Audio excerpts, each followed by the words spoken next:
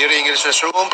Before I allow everybody to speak, please be reminded, mga kasama, mga resource persons, to always address the chairperson when you want to speak and wait for the chair to recognize you.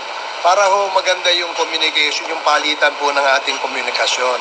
Mahirap po kasi na nag-uunahan tayo magsalita, dadating po sa punto, nagtataasan na po tayo ng boses, ayaw naman po nating mangyari yan because napaka-maselan at napaka-importante nitong ating pinag-uusapan. I do request from our resource person to please address the chair first before we speak, and the same as well to the members.